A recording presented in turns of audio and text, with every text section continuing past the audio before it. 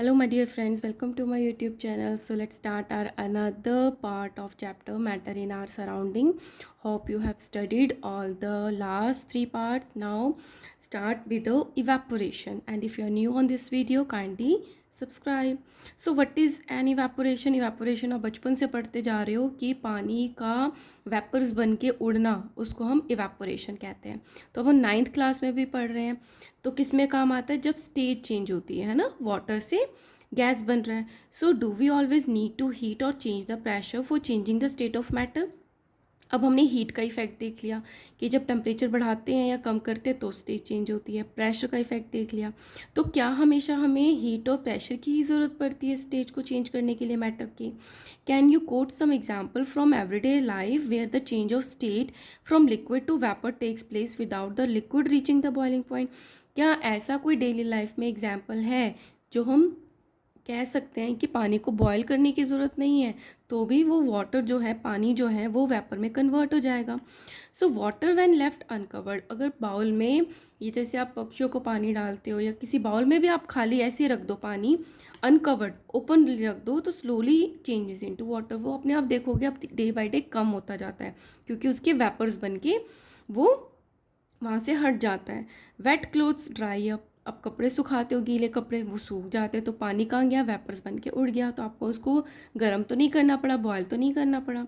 So what happens to the water in the above two examples. तो जो हमने bowl बाहर रखा या जो हमने कपड़े सुखाए थे, तो वो जो पानी था वो गया कहाँ?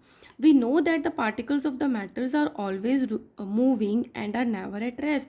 तो ये तो हमें पता चल गया कि मैटर के जो पार्टिकल्स होते हैं हमेशा मूविंग स्टेज में रहते हैं, कभी भी रेस्ट पे नहीं आते. At a given temperature in any gas, liquid और solid, there are particles with different amount of kinetic energy. और ये हमने पढ़ा था कि किसी गिवन टेम्परेचर पे, अगर हम 30 डिग्री की बात करते हैं तो किसी भी गिवन टेम्परेचर पे सॉलिड, लिक्विड और गैस की काइनेटिक एनर्जी में डिफरेंस होता है. कि जो सॉलिड होते हैं उसके पार्टिकल्स के जो काइनेटिक एनर्जी है वो कम होती है, इसलिए वो कम मूव कर पाते हैं. लिक्विड की उससे ज़्यादा होती है, गैस की सबसे ज़्यादा होती है. In the case of liquid, a small friction of particle at the surface having the higher kinetic energy is able to break away from the forces of attraction of other particles and get converted into vapor. तो ये क्या कहना चाह रहे हैं कि जैसे ये है, ये क्लोथ का ऊपर का सरफेस है, जैसे हमने कपड़ा सुखाया तो जब से बाहरी जो सरफेस होते हैं ये वो है, आउटर सरफेस है. तो कह रहे हैं जो इसके आउटर सरफेस पे पार्टिकल्स होंगे उनका जो मूवमेंट है वो अंदर के पार्टिकल से, वाटर की बात हो रही है, से ज़्यादा होता है. तो जैसे ही कोई विंड चली, हवा चली, तो फ्रिक्शन होगा आउटर के पार्टिकल्स में, तो वो क्या हो जाएंगे? उस विंड की वजह से जो फोर्स ऑफ अट्रैक्शन है आउटर पार्टिकल्स का वाटर के, वो अंदर के पार्टिकल से हट जाएगा और वो वेपर्स बन जाएंगे. ठीक है, तो अगेन मैं इसको रीड करती हूँ. In a case of liquid, a small friction of particle at the surface. Liquids पे जब सरफेस पे फ्रिक्शन होगी, जैसे कपड़े सुखाए तो विंड ने करी या हमने फ़ैन चला दिया सुखाने के लिए, having the higher kinetic energy, तो उसकी काइनेटिक एनर्जी ज़्यादा हो जाएगी, is able to break away from the forces of attraction of other particles. तो वो जो दूसरे पार्टिकल्स हैं वाटर से, उनसे उनका फोर्स ऑफ अट्रैक्शन हट जाएगा and get converted into vapor. So this phenomena of change of liquid into vapors at any temperature below its boiling point is called the evaporation. तो हमने लिक्विड को उसके बॉइलिंग पॉइंट तक लेके ही नहीं गए तो भी जो वाटर है या कोई भी लिक्विड है, जब वो वेपर बन जाता है तो उसी प्रोसेस को हम बोल देते हैं evaporation. Now factors affecting evaporation, क्या क्या फैक्टर्स होते हैं जो इफेक्ट करते हैं. So let us understand with an activity. First activity है 1.14. Take 5 ml of water in test tube. एक टेस्ट ट्यूब में 5 ml वाटर ले लिया and keep it near a window और अंडर अ फैन. या तो फैन के नीचे रख देंगे या विंडो के पास रख देंगे. Take 5 ml of water in a open china dish. एक तो हमने टेस्ट ट्यूब ले ली, अब सेम ही पानी हमने ओपन चाइना डिश में ले लिया and keep it near the window और नियर अंडर अ फैन. वो भी हमने या तो विंडो के पास रख दिया या फैन के नीचे रख दिया.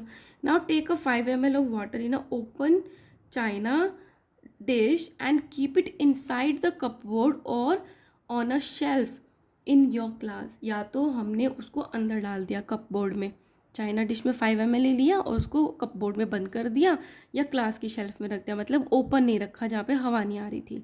Record the room temperature, room temperature हमने रिकॉर्ड कर लिया कि किस पे हम ये एक्टिविटी कर रहे हैं। रिकॉर्ड द टाइम और days taken for the evaporation process in the above cases. तो जो टेस्ट ट्यूब में रखे थे या चाइना डिश में रखे थे या जो चाइना डिश हमने कप बोर्ड में रखी थी उसके हमने नंबर ऑफ डेज नोट कर ली कि कब पूरा का पूरा इवेपोरेट हो गया। Repeat the above 3 steps of activity on a rainy day.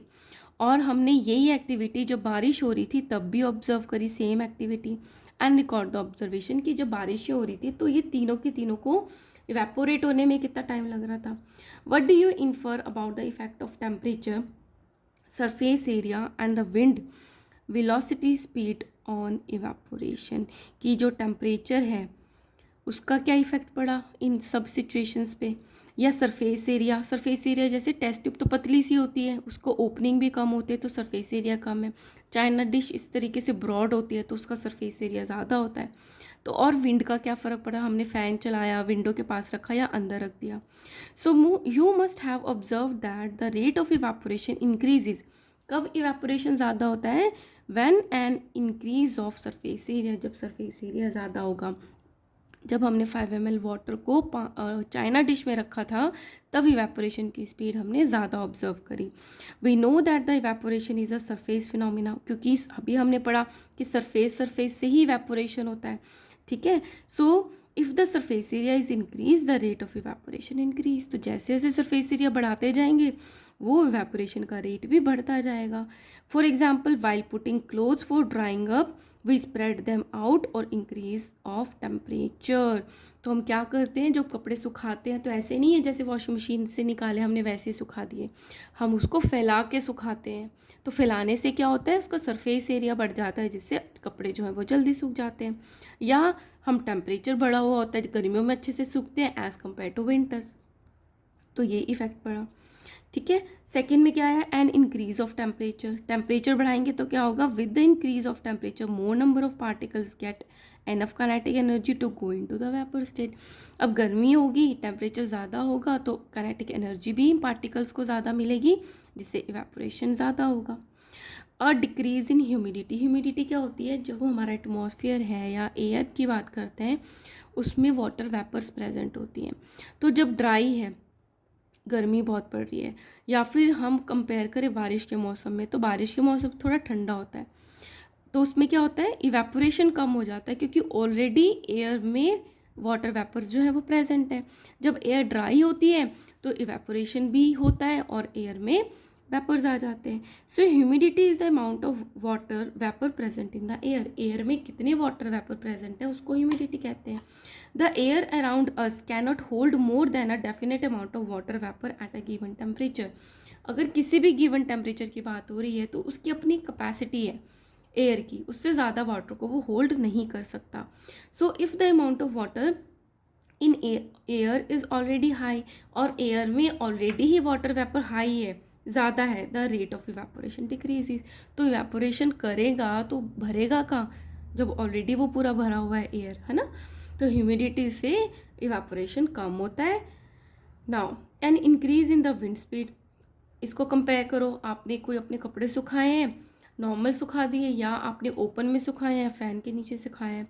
तो फ़ैन है, विंड है, तो उससे जल्दी सूखते हैं। So it is a common observation that the clothes dry faster on a windy day with the increase of the wind speed. जैसे जैसे विंड की स्पीड बढ़ाते रहेंगे कपड़े जल्दी सूखेंगे। The particles of the water vapour move away from the wind. ऊपर के सरफेस के जो पार्टिकल्स है वो विंड से दूर जाते रहेंगे, decreasing the amount of water vapour in the surrounding. और वाटर वेपर जो सराउंडिंग में है हवा की वजह से वो भी दूर जाते रहेंगे, तो वो कभी सैचुरेटेड नहीं होगी, हमेशा उसमें वाटर वेपर्स के लिए स्पेस रहेगी। तो स्पीड से क्या होता है, इवेपोरेशन भी ज़्यादा होता है।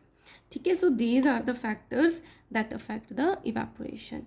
Now 1.5.2 how does evaporation cause cooling. अब क्या चीज़ है कि अब जैसे हम अपने पसीने की बात करते हैं, स्वेटिंग की बात करते हैं, जब स्वेटिंग होती है तो हमारी बॉडी ठंडी हो जाती है, या आपने फील किया होगा।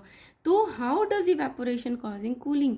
तो जब इवेपोरेशन होता है तो ठंडा क्यों फील होता है। In an open vessel the liquid keeps on evaporating. अगर हमने भिगोने में पानी रख दिया, गर्म पानी था, तो लिक्विड क्या है, इवेपोरेट होता रहता है, उसमें से भाप निकलती रहती है। The particles of the liquid absorb energy from the surrounding to regain the energy lost during evaporation. तो जो पार्टिकल्स होते हैं ना लिक्विड के, जो बचे हुए हैं उसमें, वो क्या करते हैं, सराउंडिंग से एनर्जी को लेते हैं और अपनी एनर्जी जो लॉस्ट हो गई है इवेपोरेशन में उसको गेन करते हैं। So this absorption of energy from the surrounding makes the surroundings cool. तो उन्होंने क्या किया, आसपास की एनर्जी को एब्जॉर्ब कर लिया। अब एनर्जी क्या थी, हीट थी, हीट को एब्जॉर्ब कर लिया, तो आसपास की चीज़ें क्या हो जाएंगी, सारी की सारी ठंडी हो जाएंगी। इसलिए हम कहते हैं कि that the evaporation cause cooling. What happens when you pour some acetone, that is a nail polish remover, on your palm? हम अपने हाथ में अगर नेल पॉलिश रिमूवर डालते हैं तो कैसा फील होता है, ठंडा फील होता है। क्यों होता है, क्योंकि वो एकदम से क्या होते हैं, इवेपोरेट हो जाते हैं। हम देखते हैं कि जब नेल पॉलिश रिमूवर होता है, हम फटाफट उसको यूज़ करके हटाकर उसकी बॉटल जो है वो बंद कर देते हैं, क्योंकि वो इवेपोरेट हो जाता है, वो अल्कोहल है, एसीटोन है। तो वो क्या होता है, जल्दी से जब वो इवेपोरेट होता है, तो हमने जब हाथ में लिया तो अपनी ही जो हीट है हैंड की, उसको एब्जॉर्ब करके वो अपनी स्टेज को चेंज करता है। तो जब उसने हीट एब्जॉर्ब करी मेरे हाथ से, तो मेरा हाथ क्या होगा, ठंडा फील होगा। So what happens when you pour some acetone on your palm? The particles gain energy from your palm or surrounding and evaporate, causing the palm to feel cold. या तो आपके हैंड से वो एनर्जी ले लेगा या surrounding से energy ले लेगा और इवेपोरेट हो जाएगा, अपनी स्टेज को चेंज कर देगा और हमारा पाम जो है हमें ठंडा फील होगा। After a hot sunny day some people sprinkle water on the roof और open ground because the large latent heat of evaporation of water helps to cool the hot surface। जब बहुत गर्मी होती है तो लोग या तो छतों पे पानी का स्प्रे करते हैं या ओपन एरिया में करते हैं। तो क्या होता है, जैसे ज़मीन है वो बहुत गर्म है, तो आपको भी घर अपना ठंडा गर्म फील होता है, बहुत ज़्यादा गर्मी हो रही होती है, तो जब पानी को स्प्रिंकल करते हो तो पानी क्या है, इवेपोरेट होगा, उड़ेगा। तो उस इवेपोरेशन में क्या करेगा, वो आसपास की हीट को एब्जॉर्ब कर लेगा और फिर क्या लगता है, हमें ठंडा फील होता है। ठीक है, now can you cite some more example from the daily life where we can feel the effect of cooling due to evaporation? तो आप इसके एग्जाम्पल्स भी कमेंट बॉक्स में ज़रूर बताना कि क्या और कोई एग्जाम्पल्स हैं कि जिससे आप बता सकते हो कि evaporation causing cooling. Now why should we wear cotton clothes in the summer? अब ये क्वेश्चन आता है, हम बचपन से पढ़ते आ रहे हैं, सेकंड थर्ड क्लास से, कि समर्स में हम कॉटन वियर क्लोथ्स जो है वो वियर करते हैं एंड विंटर में हम वुलन क्लोथ्स। तो why should we wear cotton clothes? गर्मी में हमें अब वियर क्यों करना चाहिए? So during summer we perspire more, गर्मी में पसीने बहुत आते हैं, because of the mechanism of our body which keeps us cool. पसीने आने से ठंडा कैसे होता है? क्योंकि हमारी बॉडी से जो स्वेटिंग हो रही है वो भी इवेपोरेट होगी और इवेपोरेशन में हमारी हीट को यूज़ करेगा बॉडी को और हमारी बॉडी ठंडी फील होती है। ठीक है, तो जो हमें ठंडा रखती है। We know that during evaporation the particles at the surface of the liquid gain energy from the surrounding और the body surface and change into the vapour. अब जो स्वेटिंग थी वो अगर हमने कॉटन क्लोथ्स पहने हैं तो उसने एब्जॉर्ब कर ली। अब क्या है, जो हमारी सराउंडिंग है वो ऊपर की जो लेयर है उसी पार्टिकल्स को वेपोरेट करती है, ठीक है, और उसको चेंज करती है वेपर्स में। So the heat energy equal to the latent heat of evaporation is absorb from the body leaving the body cool. तो हमारी बॉडी से वो लीव करती है स्वेटिंग, हमारी बॉडी की एनर्जी को यूज़ करती है, हीट को यूज़ करती है और इवेपोरेट करती है। So cotton being a good absorber of water. अब कॉटन क्या है, बहुत अच्छा एब्जॉर्बर है। अगर हमने ऐसा कुछ पहन लिया जो एब्जॉर्ब ही नहीं करता, नाइलॉन का कुछ पहन लिया, सिंथेटिक कुछ पहन लिया जो एब्जॉर्ब ही नहीं करता, तो हमारा स्वेट जो है वो तो अंदर ट्रैप हो जाएगा। तो ट्रैप होने से क्या होगा, इवेपोरेशन नहीं होगा, तो क्या होगा, हमारे गर्मी लगती रहेगी। But cotton being a good absorber of water help in absorbing the sweat and exposing it to the atmosphere. और वो जो स्वेट है वो एटमॉस्फेयर को एक्सपोज होता रहता है फॉर ईजी इवेपोरेशन। तो हमारी बॉडी क्या हो जाती है, ठंडी हो जाती है। Now next is, why do we see water droplets on the outer surface of the glass containing ice cold water? आप ग्लास में कोई बहुत ठंडा पानी भरोगे, थोड़े टाइम बाद आप देखोगे उसके साइड में भी क्या होता है, पानी दिखने लग जाता है। अब बाहर पानी कहाँ से आ गया, हमने तो अंदर डाला था। So let us take some ice cold water in a tumbler, soon we will see water droplets on the outer surface of the tumbler. हमने देखा वाटर ड्रॉपलेट्स आ गई। The water vapour present in the air, अब क्या था, उसकी जो surrounding की बात करते हैं उसमें ऑलरेडी वाटर वेपर्स थी। जब हमने कोई ठंडी चीज़ डाली तो उसके कॉन्टैक्ट में आने वाली जो वाटर वेपर्स थी वो ठंड की वजह से वो क्या होगी, कंडेंस हो गई, जो कि पानी था वो कोल्ड ग्लास के ऊपर जम गया। So the water vapour present in the air on coming the contact with the cold glass, बाहर के कॉन्टैक्ट में जब आया, loses energy and get converted into a liquid state. तो वो जो वाटर वेपर्स है वो कन्वर्ट हो गए लिक्विड स्टेट में, which we see as a water droplets, जो हमें एज अ वाटर ड्रॉपलेट्स जो है वो हमें शो होती हैं। सो ये मैं क्वेश्चंस कराती हूँ इसको पढ़ने के बाद। Now scientist are talking of the 5 states of matter. अब हम पहले तो हमने बात करी थी कि एयर होती है, फायर होती है, वाटर होती है ना, ये सारी चीज़ें थी। बट अब जो साइंटिस्ट हैं वो 5 मैटर्स की बात करते हैं, जिसमें solid, liquid, gas, plasma and both Einstein condensate होता है, इसकी बात करते हैं। प्लाज्मा क्या होता है, सॉलिड, लिक्विड तो गैस आपको पता चल गया। प्लाज्मा क्या है, the state consist of super energetic and the super excited particle, कि कुछ ऐसे सुपर एक्साइटेड पार्टिकल्स होते हैं, these particles are in the form of the ionised gases, ये आयोनाइज्ड होते हैं, positive negative. The fluorescent tube and the neon sign bulbs consist of the plasma, जैसे हमारे कुछ बल्ब आते हैं जो कि नियॉन होते हैं या फ्लोरोसेंट होते हैं, उसमें ये जो आयोनाइज्ड गैस होती हैं वो फिलअप होती हैं, इन प्लाज्मा फिलअप होता है। Inside the neon sign bulb there is a neon gas, जो नियॉन साइन बल्ब है उसमें नियॉन गैस होती है, and inside the fluorescent tube there is a helium gas और सम अदर गैस। तो इनमें ये होता है, द गैस गेट्स आयोनाइज्ड। अब इसके अंदर जो हमने गैस भरी है वो आयोनाइज्ड हो जाती है, that is gas charged when electrical energy gets flow through it. तो वो आयोनाइज्ड कब होती है, उस पर चार्ज कब आता है, जब उसके थ्रू हम इलेक्ट्रिसिटी को फ्लो करवाते हैं।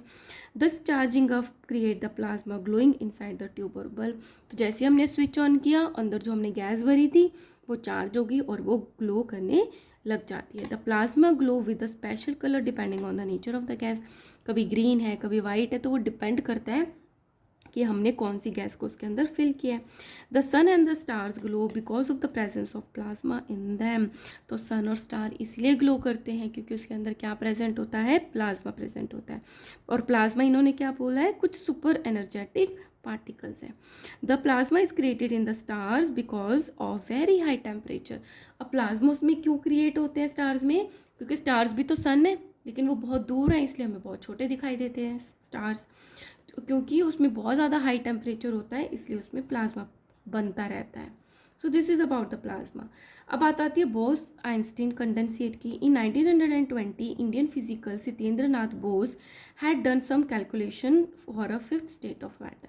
तो जो 5th स्टेट ऑफ मैटर थी जिसको बोस आइंस्टीन कंडेंसेट नाम दिया है, उस पर सत्य नरेंद्र नाथ बोस ने कुछ कैलकुलेशन बताई, मैटर की थी वो। बिल्डिंग ऑन हिज कैलकुलेशन, तो जब उन्होंने कैलकुलेशंस करी, Albert Einstein predicted a new state of matter. तो उनकी कैलकुलेशंस को देखकर एल्बर्ट आइंस्टीन ने कुछ प्रिडिक्ट किया कि ऐसा हो सकता है या ऐसा होगा।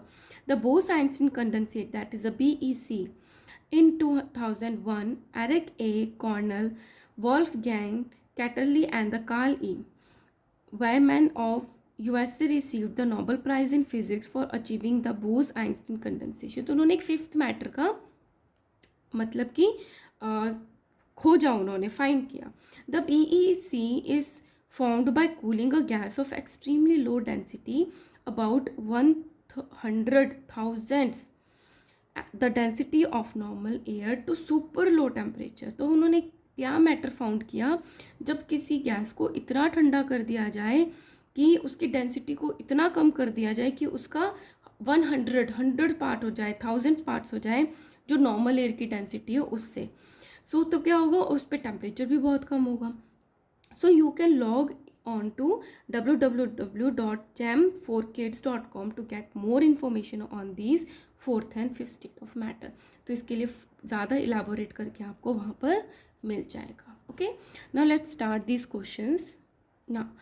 First is why does a desert cooler cool better on a hot dry day. जो डेजर्ट कूलर होते हैं जो हम विंडो में लगाते हैं बाहर की तरफ, तो जब ड्राई एटमॉस्फेयर होता है या ड्राई डे होता है तभी वो ठंडा ज़्यादा अच्छे से क्यों करते हैं। The outer walls of the cooler get sprinkled by the water constantly. आपने देखा होगा कि उसमें लकड़ी का या थोड़ा सा वो भूसा टाइप लगा होता है, तो उस पर क्या है, पानी जो है वो कंटिन्यूसली गिरता रहता है। So this water evaporates due to hot dry weather. तो जब पानी फ्लो कर रहा होता है, ठीक है, तो वो क्या होता है, ऊपर का जो सरफेस है वो इवेपोरेट होता रहता है, ड्राई वेदर है क्योंकि। The evaporation causing cooling of the inside, जिससे अंदर की तरफ कूलिंग हो जाती है इवेपोरेशन की वजह से। कूलर के अंदर अब ठंडक हो गई, this cool air is sent in the room by the fan, और ये ठंडी हवा जो है अंदर भेज दी जाती है। तो उससे क्या होगा कि ये जो ड्राई डे है उसमें कूलिंग अच्छी होती है by the desert cooler. Second is how does the water kept in the earthen pot become cool during summer. अगर हमने मटका में, जो अर्दन पॉट है मिट्टी का बना हुआ पॉट है, उसमें हम जब पानी डालते हैं तो वो ठंडा कैसे हो जाता है, ऐसी क्या चीज़ होती है उसमें। The earthen pot is porous, porous मतलब उसमें होल्स होते हैं, पोर्स होते हैं, with a lot of pores on it the water oozes through these pores. तो और आपने देखा होगा मटके में जब पानी भरते हैं तो बाहर से टच करते हो तो वो भी थोड़ा सा गीला होता है, क्योंकि उन पोर्स के थ्रू जो हमने पानी अंदर भरा है वो धीरे कंटिन्यूसली बाहर आता रहता है। And the water gets evaporate, तो और बाहर आता है तो क्या होगा, जो बाहर का पानी आ गया वो इवेपोरेट होता रहता है at the surface of the pot. अब जब इवेपोरेशन होता है तो कूलिंग होती है, thereby causing cooling effect. This makes the pot cold and the water inside the pot cools by this process, और अंदर का पानी भी इस कूलिंग इफेक्ट की वजह से ठंडा हो जाता है। Now third is why does our palm feel cold when we put some acetone और पेट्रोल और अ परफ्यूम ऑन इट, क्योंकि जल्दी इवेपोरेट होने वाली चीज़ें। तो ये हमने अभी डिस्कस किया था, एसीटोन, पेट्रोल और perfume evaporate when they come in contact with the air. जैसे ही वो एयर के कॉन्टैक्ट में आते हैं इवेपोरेट होना शुरू हो जाते हैं। The evaporation absorb the heat from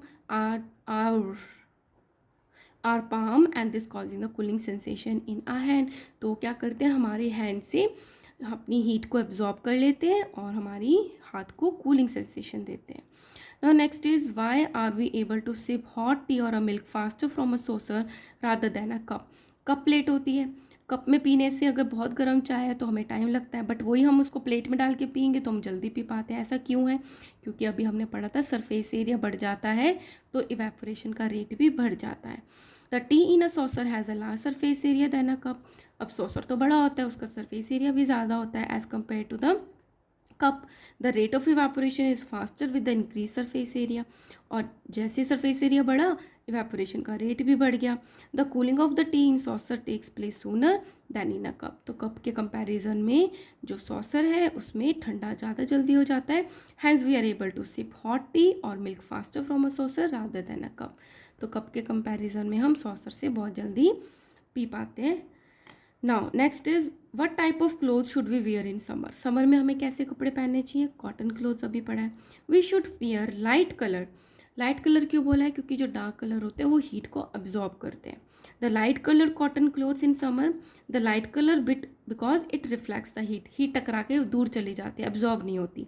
एक तो इसलिए cotton clothes because it has pores in it, उसमें पोर्स होते हैं विच एब्जॉर्ब द स्वेट, तो हमारी बॉडी से जो स्वेट निकलता है उसको एब्जॉर्ब कर लेते हैं and allow the sweat to evaporate faster there bye.